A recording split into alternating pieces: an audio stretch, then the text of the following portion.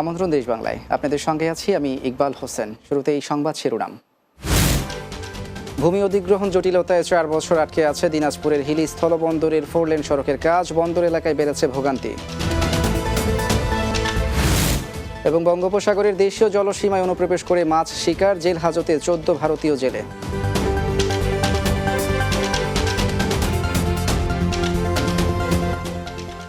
শুনছিলেন শিরোনাম, এবারে বিস্তারিত।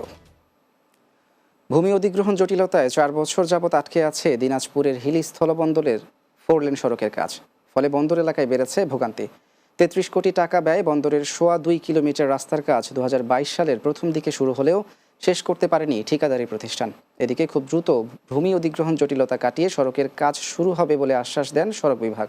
হিলি প্রতিনিধি কুদ্দুস আলী খানের প্রতিবেদন, জানাচ্ছেন মাহমুদ রুবেল। 2022 সালে 33 কোটি টাকা ব্যয়ে দিনাজপুরের হিলির চারমাথা থেকে মহিলা কলেজ পর্যন্ত 2.25 কিলোমিটার রাস্তার কিছু অংশ কাজ শেষ হয়। তবে বেশিরভাগ নির্মাণ কাজ ভূমি অধিগ্রহণ জটিলতায় আটকে আছে। ফলে পথচারীদের দুর্ভোগ যেন নিত্যদিনের সঙ্গী। বৃষ্টি হলেই দুর্ভোগ বাড়ে কয়েক গুণ এবং শুষ্ক মৌসুমে ধুলায় নাকাল পথচারীরা। হিলি চারমাথা থেকে মহিলা কলেজ পর্যন্ত এই রাস্তাটা নিয়ে খুবই প্রবলেম আমাদের। রাস্তা ভাঙাচোরা, গাড়ি ঘোড়া এত ক্ষয়ক্ষতি, যা বলার মতন না। এটা চাকা নিয়ে গেলে মনে হয় চাকা লিক হয়ে যাচ্ছে। সড়কের করুণ অবস্থায় আশেপাশের দোকানগুলোতেও কমেছে বেচাকেনা। এতে করে ক্ষতির মুখে পড়েছেন ব্যবসায়ীরা। রাস্তা খারাপ, ভালো হয় না, দোকানপাট চলে না, কাস্টমার আসে না, এনে খুব দুশ্চিন্তায় আছে। হাকিমপুর পৌরসভার রাস্তাঘাটটা আমাদের ঠিক করে দেখ, এটা হাকিমপুরবাসীর প্রত্যাশা। ভূমি অধিগ্রহণ জটিলতার কারণে এই প্রকল্পটির টাকা হিলি ঘোড়াঘাট সড়কে দেয়া হয়েছে। আগামী 2 থেকে 3 মাসের মধ্যে নতুন প্রকল্পের মাধ্যমে সড়কের কাজ শুরু হবে বলে জানায় সড়ক বিভাগ। 2-3 মাসের মধ্যে এই প্রকল্পের যে ডিপিপি, সেই ডিপিপিটা সংশোধন হবে এবং সংশোধন হইলে আমরা তখন হিলি এলাকার ভূমি অধিগ্রহণের যে টাকাটা, সে টাকাটা আমরা পরিশোধ করতে পারবো। ভূমি অধিগ্রহণ জটিলতা কাটিয়ে দ্রুত রাস্তার কাজ শুরু হবে, এমনটাই চাওয়া সকলের। Desk report, Bangla TV. চাঁদপুরে বিএনপির 31 দফা বাস্তবায়নে আলোচনা সভা অনুষ্ঠিত হয়েছে। সোমবার শহরের বাবুরহাট এলাকায় সভার আয়োজন করে স্থানীয় বিএনপি ও অঙ্গ সহযোগী সংগঠন। এতে প্রধান অতিথি ছিলেন বিএনপির কেন্দ্রীয় নির্বাহী কমিটির সদস্য এস.এম. কামাল চৌধুরী। বক্তব্য রাখেন বিএনপির নির্বাহী কমিটির সম্মানিত সদস্য আজম খান সহ অন্যান্যরা। এ সময় জেলা ছাত্রদলের সাবেক সাধারণ সম্পাদক শাহনেয়াজ খান ও জেলা জাসাস এর সাবেক আহ্বায়ক এমদাদুল হক মিলন সহ অন্যান্যরা উপস্থিত ছিলেন। বঙ্গোপসাগরের দেশীয় জলসীমায় অনুপ্রবেশ করে মাছ ধরার সময় আটক 14 ভারতীয় জেলেকে জেল হাজতে পাঠিয়েছে মোংলা থানা পুলিশ। ভারতীয় এই জেলেদেরকে সোমবার দুপুরে বাগেরহাট আমলি আদালতে পাঠায় পুলিশ। পরে আদালত তাদেরকে জেল হাজতে প্রেরণ করেন। এর আগে মোংলা বন্দরের ফেয়ারওয়ে বয়া সংলগ্ন গভীর সাগর থেকে এফবি পারমিতা নামে ভারতীয় ফিশিং ট্রলার সহ 14 জেলেকে আটক করা হয়। এরপর মোংলা থানায় হস্তান্তর করে নৌবাহিনী। বঙ্গোপসাগরের বাংলাদেশ জলসীমায় অনুপ্রবেশ করে মাছ শিকারের দায়ে তাদেরকে আটক করা হয়। চাঁপাইনবাবগঞ্জ শহরের বিশ্ব রোড থেকে বেলেপুকুর মহল্লা পর্যন্ত সড়ক নির্মাণের প্রস্তাবিত প্রকল্প নিয়ে আপত্তির প্রতিবাদে মানববন্ধন অনুষ্ঠিত হয়েছে।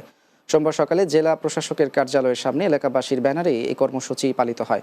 এতে বেলেপুকুর মহল্লার শতাধিক বাসিন্দা উপস্থিত ছিলেন। মানববন্ধন শেষে সড়ক নির্মাণ প্রকল্পটি দ্রুত বাস্তবায়নের দাবি জানিয়ে অতিরিক্ত জেলা প্রশাসকের কাছে স্মারকলিপি দেওয়া হয়।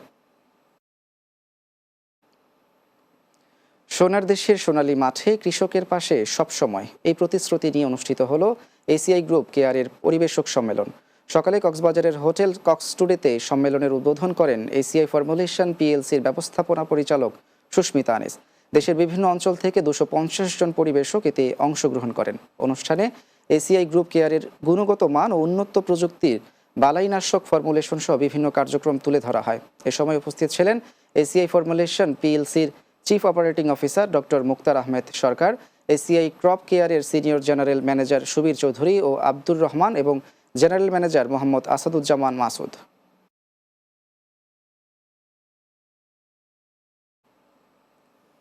দেশ বাংলায় নিচ্ছি ছোট্ট একটা বিরতির পর অন্যান্য সংবাদের সঙ্গে আরও যা থাকছে।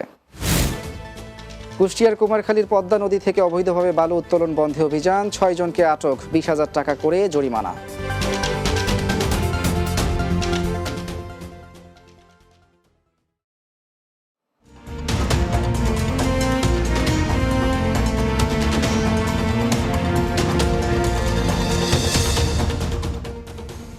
বিরতির পর দেশ বাংলায় স্বাগত আরও একবার। কুষ্টিয়ার কুমারখালীর পদ্মা নদী থেকে অবৈধভাবে বালু উত্তোলন বন্ধে অভিযান চালিয়েছে প্রশাসন। রোববার বিকেলে শিলাইদহ ইউনিয়নের কল্যাণপুর ও মাঝগ্রাম এলাকায় পদ্মা নদী থেকে ড্রেজার মেশিন দিয়ে বালু তুলে বলগেট ভরাট করছেন কয়েকজন শ্রমিক। এমন গোপন সংবাদ পেয়ে সেখানে অভিযান চালায় প্রশাসন। অভিযানে 6 জনকে আটক করা হয়। পরে তাদের প্রত্যেককে 20,000 টাকা করে মোট 1,20,000 টাকা জরিমানা করেন ভ্রাম্যমাণ আদালত। আদালত পরিচালনা করেন উপজেলা সহকারী কমিশনার ভূমি বিজয় কুমার জোয়ারদার। পটুয়াখালীর কলাপাড়ায় পরিবারের সদস্যদের চেতনানাশক ঔষধ দিয়ে স্প্রে করে অচেতন করে ঘরে ঢুকে কয়েক ভরি স্বর্ণালংকার ও নগদ টাকা লুট করে নিয়ে গেছে দুর্বৃত্তরা। উপজেলার নীলগঞ্জ ইউনিয়নের নাওভাঙ্গা গ্রামে ভুক্তভোগী মোহাম্মদ শহীদুল ইসলাম মিয়ার বাড়িতে এই ঘটনা ঘটে। বর্তমানে পরিবারের সদস্যরা উপজেলা স্বাস্থ্য কমপ্লেক্সে চিকিৎসাধীন রয়েছেন। কলাপাড়া থানার ওসি জুয়েল ইসলাম জানান, এই ঘটনায় দুষ্কৃতিকারীদের গ্রেপ্তারে অভিযান শুরু হয়েছে। প্রসঙ্গত, উপজেলার নীলগঞ্জ ইউনিয়নের নাওভাঙ্গা গ্রামে মোহাম্মদ শহীদুল ইসলাম মিয়ার বাড়িতে ডাকাত দল প্রবেশ করে বাড়ির সবাইকে হাত পা বেঁধে প্রায় 2 লক্ষ টাকা 3 ভরি স্বর্ণালংকার লুট করে নিয়ে যায়।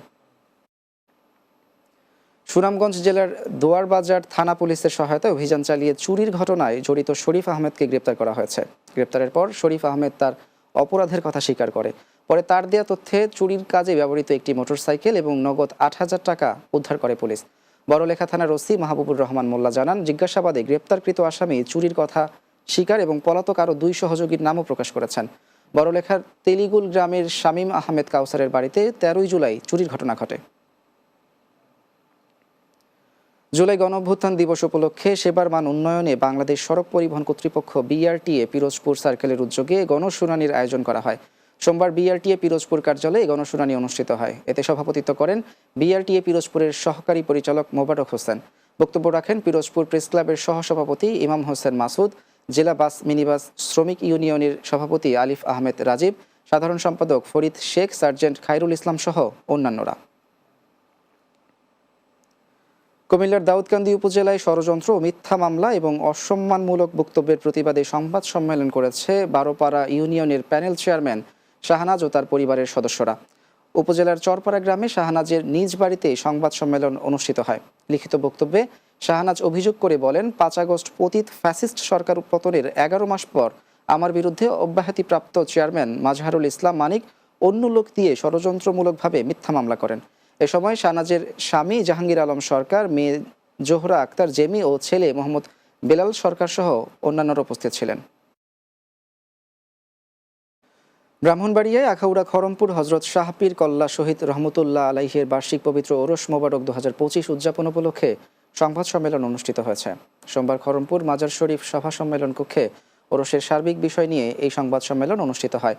সংবাদ সম্মেলনে সার্বিক বিষয় নিয়ে বিস্তারিত তুলে ধরেন মাজার পরিচালনা কমিটির সহসভাপতি ও উপজেলা নির্বাহী কর্মকর্তা জিএম রাশেদুল ইসলাম ও মাজার পরিচালনা কমিটির সাধারণ সম্পাদক মিন্টু খাদেম। সংবাদ সম্মেলনে জানানো হয়, আগামী 10 আগস্ট থেকে 16 আগস্ট পর্যন্ত মাজারের বার্ষিক ওরস মোবারক অনুষ্ঠিত হবে। মানিকগঞ্জের সিংগাইরে 5ম শ্রেণীর শিক্ষার্থীদের সরকারি প্রাথমিক বৃত্তি পরীক্ষায় অংশগ্রহণের সুযোগ দেওয়ার দাবিতে মানববন্ধন করেছে উপজেলার অর্ধশতক ইন্টারগার্ডেনের স্কুলের শিক্ষক শিক্ষার্থীরা। উপজেলা পরিষদের সামনে মানববন্ধন অনুষ্ঠিত হয়। অনুষ্ঠানে সভাপতিত্ব করেন অ্যাসোসিয়েশনের সভাপতি শহীদুল ইসলাম সরকার। বক্তব্য রাখেন অ্যাসোসিয়েশনের সাধারণ সম্পাদক শেখ মোহাম্মদ ইসরাফিল, যুগ্ম সম্পাদক ফারুক হোসেন সহ অন্যান্যরা। শেষে উপজেলা প্রশাসনের মাধ্যমে শিক্ষা উপদেষ্টা অধ্যাপক ডক্টর চৌধুরী রফিকুল আবরার বরাবর স্মারকলিপি পেশ করা হয়। পরিকল্পিত বনায়ন করি, সবুজ বাংলাদেশ গড়ি, এই স্লোগানে ঝিনাইদহে 7 দিনব্যাপী বৃক্ষরোপণ অভিযান ও বৃক্ষ মেলার উদ্বোধন করা হয়েছে। এ উপলক্ষে সোমবার শহরের পায়রা চত্বর থেকে একটি র্যালি বের করা হয়। র্যালিটি শহরের বিভিন্ন সড়ক ঘুরে পুরাতন ডিসি কোর্ট চত্বরে গিয়ে শেষ হয়। পরে সেখানে মেলার উদ্বোধন করেন জেলা প্রশাসক মোহাম্মদ আব্দুল আওয়াল। সে সময় কৃষি সম্প্রসারণ অধিদপ্তরের উপপরিচালক জ্যোষ্ঠীচন্দ্র রায়, সহকারী বন সংরক্ষক গিয়াসউদ্দিন সহ অন্যান্যরা উপস্থিত ছিলেন। জেলা শ্রীগুরু সংঘের উদ্যোগে পটুয়াখালী মেডিকেল কলেজ হাসপাতালে ভর্তি রোগীদের মাঝে ফল বিতরণ করা হয়েছে। শ্রীগুরু সংঘ পটুয়াখালী জেলা শাখার সভাপতি অ্যাডভোকেট কমল দত্ত, সাধারণ সম্পাদক জগদীশ কর্মকারের নেতৃত্বে হাসপাতালের বিভিন্ন ওয়ার্ডের রোগীদের ফল বিতরণ করেন সংঘের সদস্যরা। এর আগে গুরু পূজা, পতাকা উত্তোলন, শোভাযাত্রা, বিনামূল্যে চক্ষু চিকিৎসা, শিক্ষা উপকরণ এবং বস্ত্র বিতরণের মধ্য দিয়ে শুরু হয় শ্রী শ্রী মদ দুর্গা প্রসন্ন পরমহংসদেবের 51তম ত্রিরভাব। শ্রাবণী শুক্লা দশমী ও ঝুলন পূর্ণিমা উপলক্ষে 7 দিনব্যাপী চলবে এর উৎসব। শেষ করছি দেশ বাংলা, তবে যাবার আগে সংবাদ শিরোনামগুলো জানিয়ে দিচ্ছি আরও একবার। ভূমি অধিগ্রহণ জটিলতায় 4 বছর আটকে আছে দিনাজপুরের হিলি স্থলবন্দর 4 লেন সড়কের কাজ, বন্দর এলাকায় বেড়েছে ভোগান্তি। বঙ্গোপসাগরের দেশীয় জলসীমা অনুপ্রবেশ করে মাছ শিকার, জেল হাজতে 14 ভারতীয় জেলে।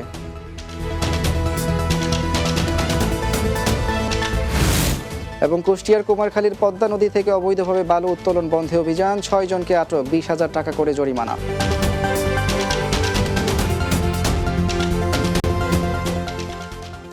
এই ছিল দেশ বাংলায়। আমাদের পরবর্তী সংবাদ দিনের বাংলা বিকেল 4টা 30 মিনিটে দেখার আমন্ত্রণ রইল। এতক্ষণ সঙ্গে থাকার জন্য আপনাদের সবাইকে ধন্যবাদ।